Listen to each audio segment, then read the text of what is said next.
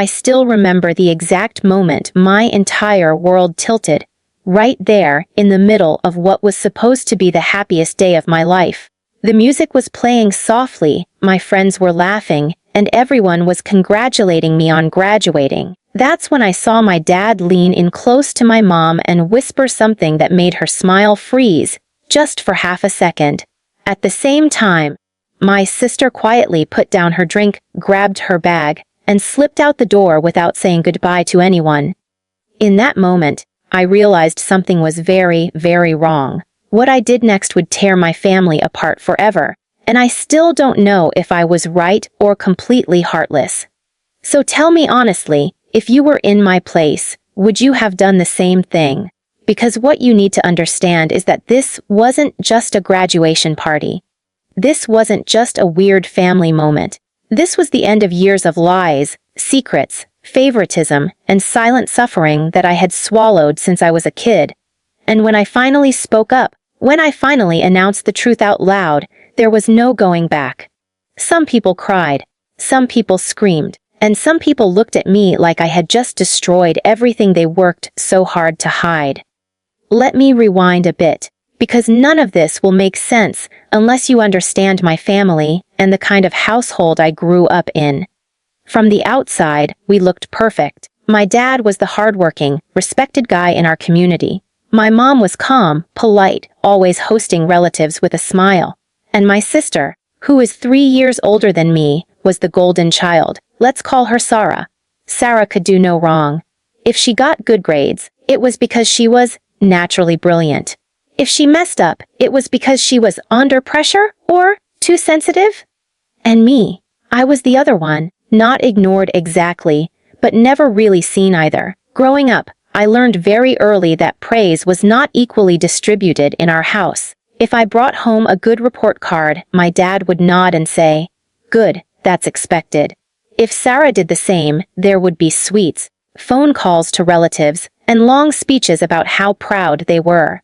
When I asked why the rules were always different, my mom would tell me I was being jealous and dramatic. So I stopped asking. I stopped complaining. I focused on surviving quietly. Despite all that, I worked incredibly hard in school.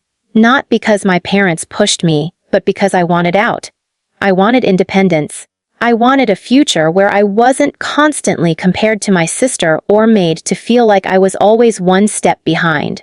By the time I reached my final year of college, I was exhausted but hopeful.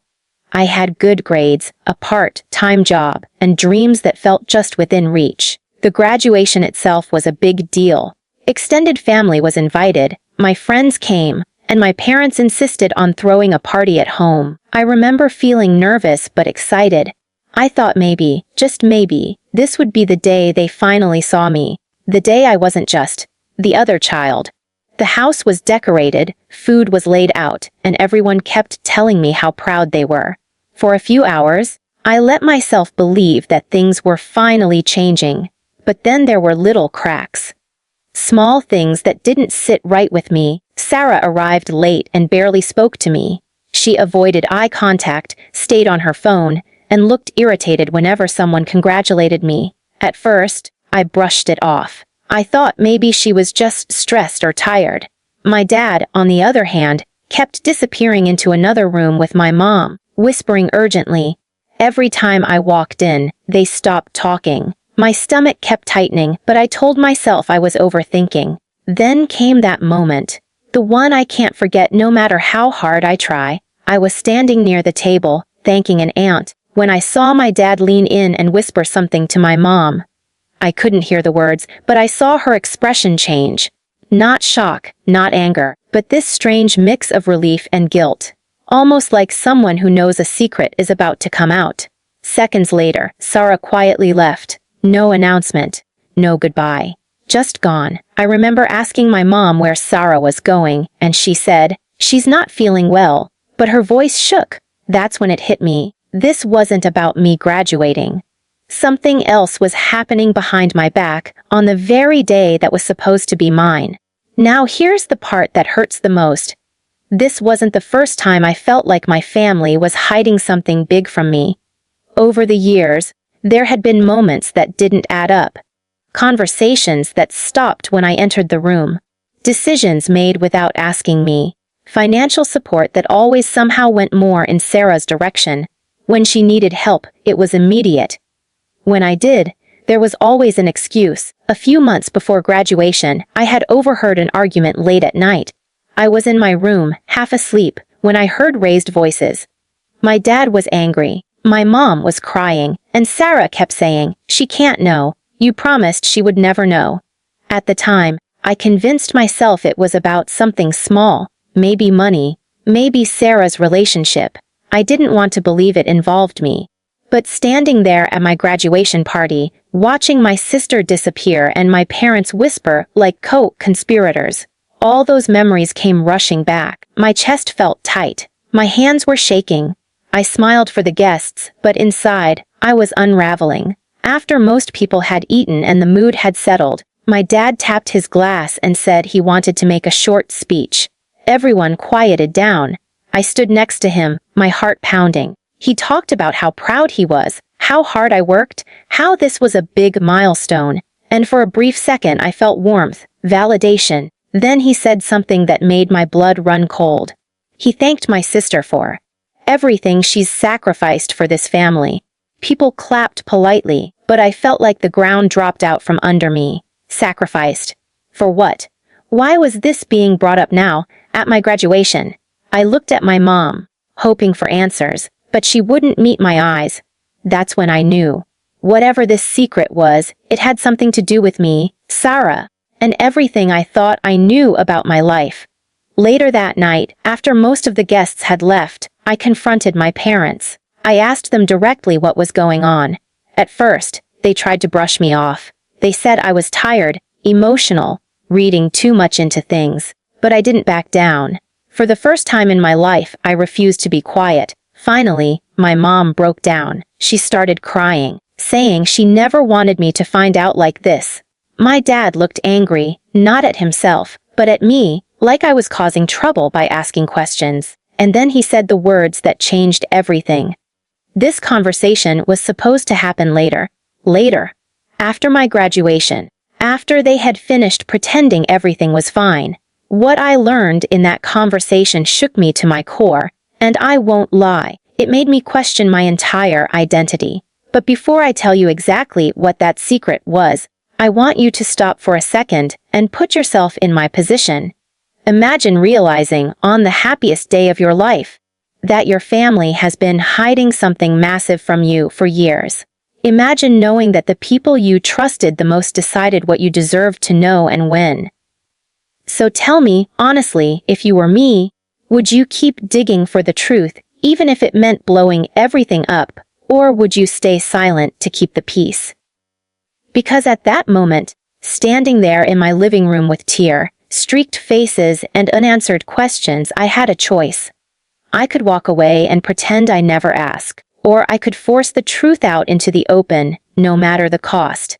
And the choice I made next would lead directly to the announcement that stunned everyone, the one that made my sister leave quietly and my parents look at me like strangers. But that's where this part of the story has to pause, because what my parents finally confessed, and how it all connected to Sarah, my education, and my future, deserves to be told properly. And trust me, when you hear the rest, you might not look at family loyalty the same way ever again. When my dad said, this conversation was supposed to happen later, something inside me snapped.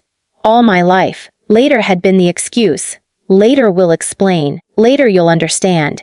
Later it will make sense. And later never came. So I stood there, my graduation dress still on, makeup smudged, heart racing. And I told them I wasn't moving until they told me the truth. I didn't care how ugly it got. I didn't care if it ruined the night. That night had already been ruined for me the moment I realized I was living inside someone else's secret. My mom sat down like her legs couldn't hold her anymore.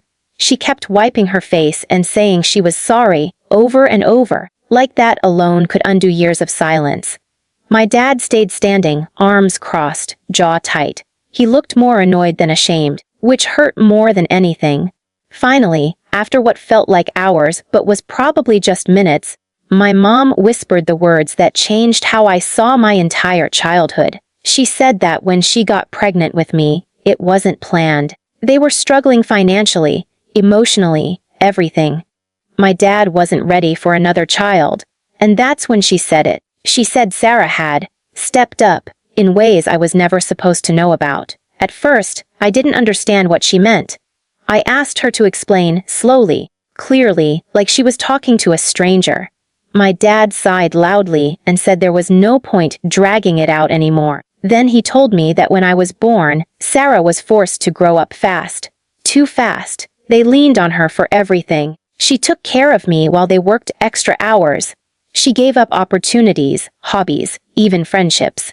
And then my mom dropped the real bomb. She said that when it came time for college funds, there was only enough money for one of us. And they chose me. I swear, my ears started ringing. I couldn't breathe properly. I asked what she meant, because none of that made sense. Sarah went to college too. She had support. She lived at home, yes, but she still studied. That's when my dad said the words that made my hands go cold. He said Sarah had wanted to go abroad. She had the grades, the acceptance letter, but they couldn't afford it. So she stayed, and they never told me, because they didn't want me to feel guilty, as if ignorance was some kind of gift. I realized then why Sarah always looked at me the way she did, why there was resentment under the smiles, why my successes felt heavy instead of celebrated. They didn't just favor her emotionally. They used her, and then they hid it from me, letting me live my life thinking everything was fair, thinking my struggles were mine alone. I asked them why Sarah left the party. My mom hesitated, then said Sarah couldn't handle seeing me celebrated for something she felt she helped pay for. That sentence broke something in me, because I never asked for that sacrifice. I never even knew it existed. But suddenly, it was being laid at my feet like a debt I owed. I went to my room that night and cried until my head hurt. I felt guilty, angry, betrayed, and confused all at once.